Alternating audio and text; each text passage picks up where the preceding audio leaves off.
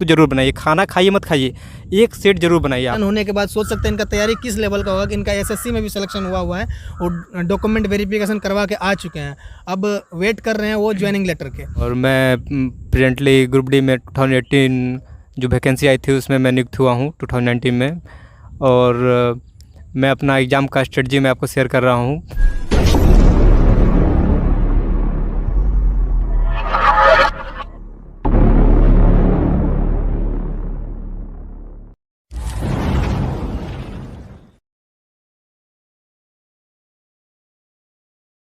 नमस्कार दोस्तों, कैसे हैं आप लोग? आशा करता हूँ अच्छे होंगे। आज हमारे साथ दो भाई हैं, प्रमोद भाई और इधर रजनीश भाई, जो कि लास्ट ग्रुप डी का जो एग्ज़ाम हुआ था 2018 में, तो उसमें सेलेक्ट होके आए हैं और हमारे ही स्टेशन पे पोस्टेड हैं।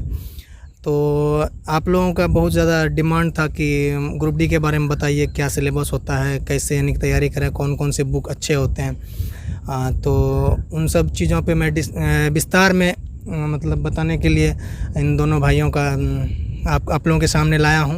इनका आज ड्यूटी था, ड्यूटी ख़त्म होने के बाद ये लोग जब फ्री हुए तो मैंने सोचा कि इन लोगों के साथ एक वीडियो बनाया जाए।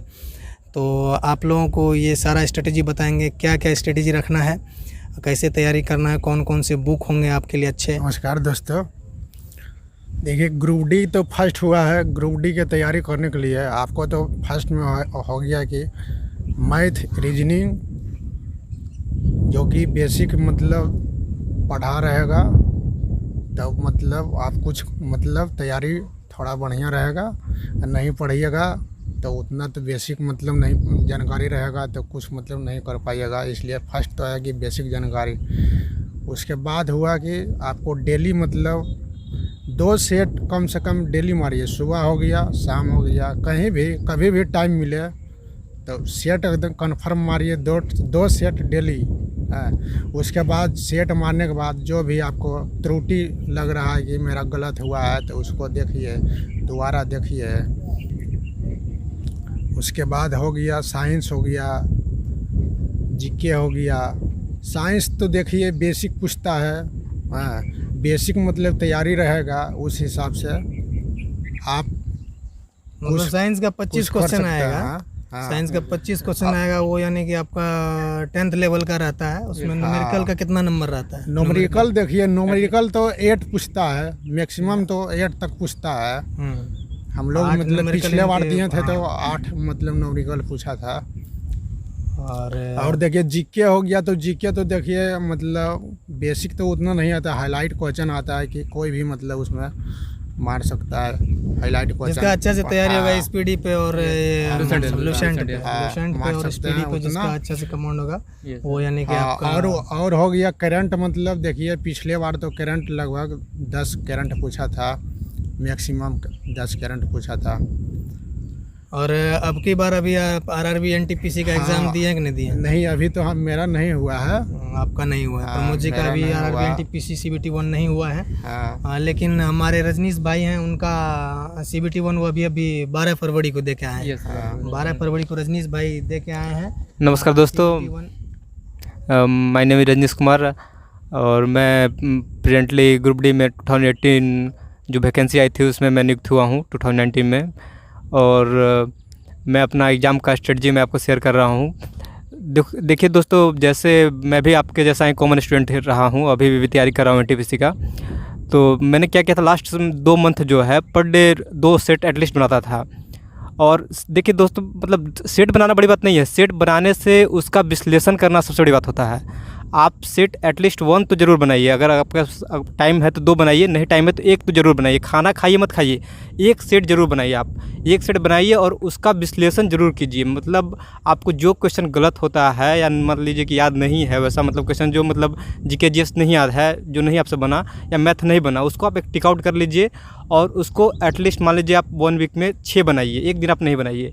1 दिन आप क्या कीजिए, मैं क्या करता था कि मतलब हफ्ता में जो भी ग्रुप में होता था, एक ग्रुपिंग करता था, तो आपको मतलब 6 दिन सेट चलता था, 1 दिन संडे को नहीं चलता था। तो मैं क्या करता था कि 6 दिन जो सेट बनाया उसका जो लास्ट संडे रहा उसको मैं 6 दिन का जो मैं टिक आउट क्वेश्चन था जो नहीं बना, ठीक है, उसको मैं रिवीजन करता था। क्योंकि आप जब तक आप रिवीजन नहीं कीजिएगा सेट बनाने का कोई मतलब नहीं है।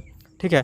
आप सेट बनाइए और आप हफ्ता में ऐसा नहीं है आपको 2 सेट की कोई ज़रूरी नहीं है, एक कम से कम बनाइए, ठीक है। आपके पास टाइम है तो 2 सेट बनाइए, बट बनाने के बाद उसका विश्लेषण जरूर कीजिए। और हफ्ता में 1 वीक में आपको जितने भी सेट बनाए उसको विश्लेषण सबसे बड़ी ज़रूरी है। जब तक आप विश्लेषण नहीं कीजिएगा आपका सुधार इम्प्रूवमेंट नहीं होगा, ठीक है।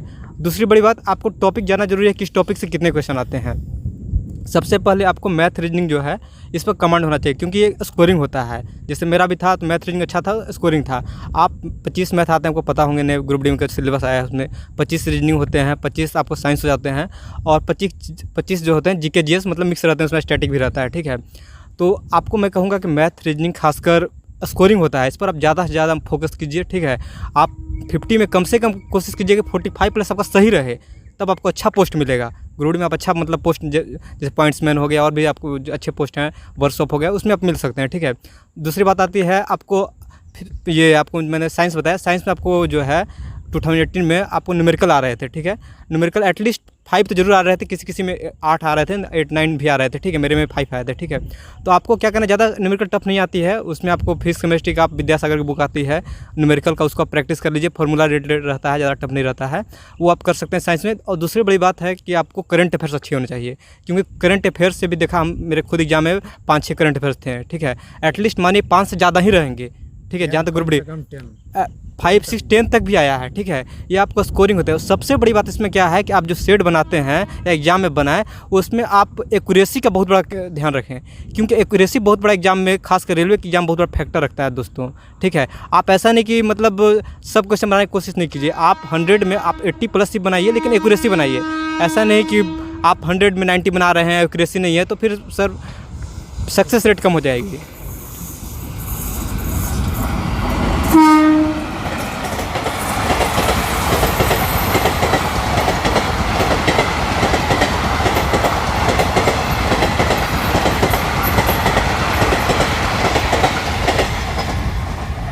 हाँ। सॉरी दोस्तों, एक ट्रेन पास कर गया था, इसीलिए हम लोग डिस्टर्बेंस के लिए सॉरी। चलिए कंटिन्यू कीजिए रजनीश जी। यस। हाँ दोस्तों, तो मैं बता रहा था कि एक्यूरेसी का बहुत बड़ा फैक्टर रखता है एग्जाम में।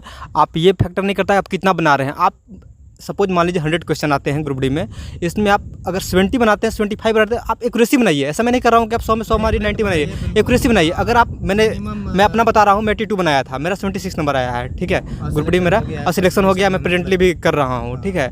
और अभी मैंने NTPC का भी एग्जाम दिया, 12 फरवरी का था, मैंने 78 बनाया है, बट क्योंकि मैं ड्यूटी कर रहा था, मतलब प्रेजेंटली 1.5 ईयर से पोस्टेड हूँ, तो उतनी अच्छी तैयारी नहीं थी, फिर भी मतलब मैंने 78 बनाया। तो ये मैं कंफर्म हूँ कि मेरा 65 नंबर आ रहा है, रॉ स्कोर जो है आ रहा है। पता नहीं नॉर्मलाइजेशन में बढ़े तो अलग बात है, मतलब इतना आ रहा है मेरे पास।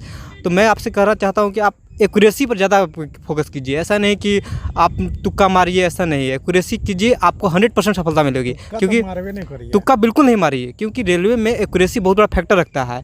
दूसरी बात मैं आपसे बता रहा हूँ कि आप अपने दोस्तों के बीच ग्रुप डिस्कशन कीजिए, किसी भी एक टॉपिक पार्टिकुलर उठा लीजिए, ज़्यादा नहीं 1 घंटा कम से कम जरूर टाइम दीजिए, जैसे मैं करता था, ठीक है। लास्ट मैं दोस्तों कहूँगा कि कम से कम अब आज से, अभी से आपका ग्रुप डी का एग्जाम सपोज अप्रैल से स्टार्ट होने वाला है, तो आप लास्ट अभी से 60 दिन, मतलब 2 महीना, अगर आप 60 दिन अच्छे से सेट प्रैक्टिस कर लिए, तो मैं गारंटी के साथ कह सकता हूँ आने वाला आपका 60 साल सही हो जाएगा। अगर आप 60 दिन, मैं चैलेंज करता हूँ, अगर आप 60 दिन सही से सिंसियर होकर पढ़ लिए, सेट को एग्जामिन सही से कर लिए, बनाने के बाद उसको एग्जामिन मतलब जांचना कैसे, आप क्यों गलती हुआ था उसको टिक आउट कर लीजिए। और लास्ट हफ्ता में 1 वीक में 1 दिन आप सेट नहीं बनाइए, आप उसको देखिए क्या गलती हुआ तो उसको रिवीजन कीजिए। अगर आप सही से आप 60 दिन कर लिए प्रैक्टिस, तो आपका सिलेक्शन के बाद आने वाला जो 60 साल है वो आपका अच्छा फ्यूचर रहेगा, ठीक है। और अभी तो आपके पास समय भी है, समय भी आपके पास है, ठीक है। और आप लोग का प्रिपरेशन अच्छा ही चल रहा होगा, NTPC का भी एग्जाम आप लोग का प्रेजेंटली शायद चल रहा हो, और ग्रुप डी का भी एग्जाम आप लोग का अप्रैल से स्टार्ट होने वाला है। तो और जैसे भी हम लोग खुद भी NTPC की तैयारी कर रहे हैं, जैसे मैंने बताया कि मैंने 12 फरवरी का एग्जाम था, और सर जैसे हैं हम लोग स्टेशन मास्टर यहीं पर है, सर हम लोग गाइड करते रहते हैं कैसे इस विषय पर फोकस कर मतलब कीजिए। सर से हम लोग खुद सलाह लेते रहते हैं, क्योंकि एक सीनियर जो है आपको सही मोटिवेट कर सकता है। जब तक आप किसी सीनियर से गाइडलाइंस नहीं लेते हैं तब तक अच्छे से आप नहीं कर सकते हैं, लेकिन आपको ज़्यादा समय लग जाएगा। कम समय में ज़्यादा करना है तो आपके सीनियर जो भी हों, जैसे सर हम लोग के सीनियर यहाँ पर हैं, या फिर आपके कोई भी सीनियर भैया जो भी तैयारी करते हैं कॉम्पिटेटिव एग्जाम का, उनसे आप गाइड लेते रहिए दोस्तों, ठीक है। भी एक्सपीरियंस है हाँ, उनसे आप गाइड लेते रहिए, ठीक है, सीखते रहिए, क्योंकि वही आपको सही गाइडलाइंस दे सकते हैं, क्योंकि वो उस लाइन से गए हैं। जैसे मैं आपको ग्रुप डी में प्रेजेंटली कर रहा हूँ तो मुझे पता है कि क्या होता है। आप आज से दोस्तों, मैंने सेट बनाने को बताया, आप सेट स्टार्ट कर दीजिए, क्योंकि आपके पास टाइम नहीं है। पीछे आपने क्या पढ़ा नहीं पढ़ा उससे मुझे मतलब नहीं है। एक सेट आज से एटलीस्ट एक सेट, आपके पास टाइम है तो 2 सेट तो बिल्कुल कीजिए। एक सेट बनाइए और उसका उसी समय रियलाइज कीजिए क्या है, क्यों गलत है, और उसी समय आप बार ये सर बता रहे हैं, ये सर रियलाइज कीजिए। और एक चीज़ आपको हम यानी कि अपने वीडियो के माध्यम से बताते हैं, रजनीश जी सिर्फ यहाँ मतलब कि रेलवे में ही जॉब नहीं करते, इनका सिलेक्शन ऑलरेडी एसएससी में भी हो गया है। मेरे इसका स्टैंडर्ड कितना, इनका स्टैंडर्ड कितना है, डिग्री करवा के आ चुका हूँ कि ये यानी कि लास्ट ईयर बताया कि 82 करके आए हैं, ठीक है। आप उस पर मत जाइए कि कौन 100 कर रहा है, कौन 95 कर रहा है, कौन 90 कर रहा है। आप एक्यूरेट कितना बनाए, रजनीश जी से बताएं कि इन्होंने एक्यूरेट करके आया 82 और इनका 76 आ रहा था। 76 जब आ रहा था इनका रॉ मार्क्स, उसके बाद नॉर्मलाइजेशन के बाद इनका यानी कि सिलेक्शन हुआ। सिलेक्शन होने के बाद सोच सकते हैं इनका तैयारी किस लेवल का होगा, कि इनका एसएससी में भी सिलेक्शन हुआ है और डॉक्यूमेंट वेरिफिकेशन करवा के आ चुके हैं। अब वेट कर रहे हैं वो ज्वाइनिंग लेटर के। तो रजनीश जी हमारे बीच बहुत कम समय के लिए हैं, इनके बाद इनका जब एसएससी में हो जाएगा तो इनसे आप निकल के आपका जो एसएससी का मैं आपको उससे जानकारी जो है एसएससी के बारे में जो जानना चाहेंगे कि एसएससी का स्ट्रेटेजी क्या होना चाहिए, एसएससी का तैयारी कैसे करना चाहिए, तो वो मैं रजनीश जी के साथ और एक नेक्स्ट वीडियो अगर आप लोग चाहेंगे, अगर डिमांड करेंगे कि तो कमेंट सेक्शन में ज़रूर लिखिएगा, तो हम इनके साथ बैठ के एक और वीडियो आप लोगों के एसएससी रिलेटेड मैं खुद दूंगा। एसएससी के लिए क्या क्या बुक्स इंपॉर्टेंट होते हैं और क्या स्ट्रेटेजी अपनाना चाहिए, क्या उसका मतलब कि पढ़ने का तरीका है, कौन कौन सब्जेक्ट्स अच्छे से पढ़ना चाहिए।